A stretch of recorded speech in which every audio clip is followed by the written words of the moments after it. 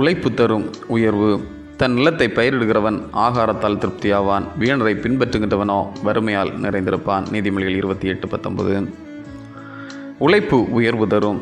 உயிரினங்களுக்குள் உழைத்து வாழ்பவன் உயர்ந்த மனிதனாவான். ஊக்கமும் இடைவிடா முயற்சியுடனும் உழைப்பவர்கள் எதிலும் வெற்றி பெறுவார்கள்.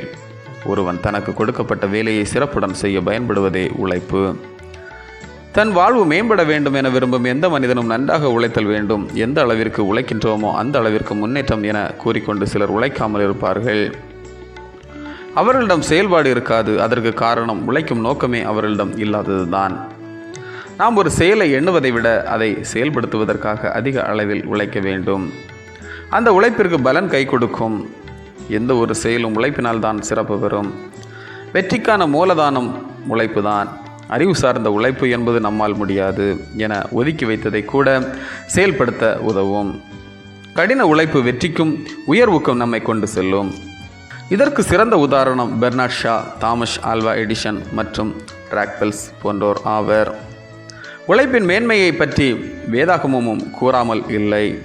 கடவுள் உலகையை உழைப்பால் தான் உருவாக்கினார் என்ற செய்தியை தொடக்க நூல் நமக்கு தருகின்றது. நமது ஆண்டவர் இயேசுவும் உழைப்பாளர் குடும்பத்தில் பிறந்து உழைப்பை மேன்மைப்படுத்தினார். ஆழத்திற்கு தள்ளி கொண்டு போய் மீன்பிடிக்க உங்கள் வலைகளை போடுங்கள் என கூறி கடின உழைப்பையும் அயராத உழைப்பையும் ஆண்டவர் ஆதரிக்கின்றார்.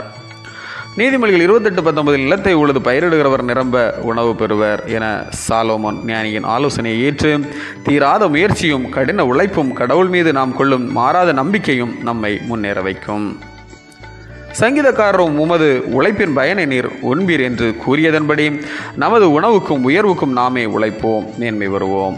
ஜெபம். உழைப்பின் வழியாக உலகில் உள்ளவைகளை படைத்த படைப்பின் கடவுளே, தமது பேரன்பால் நாங்களும் உமது உழைப்பின் பயனாக படைப்பின் பிரஜைகளானோம்.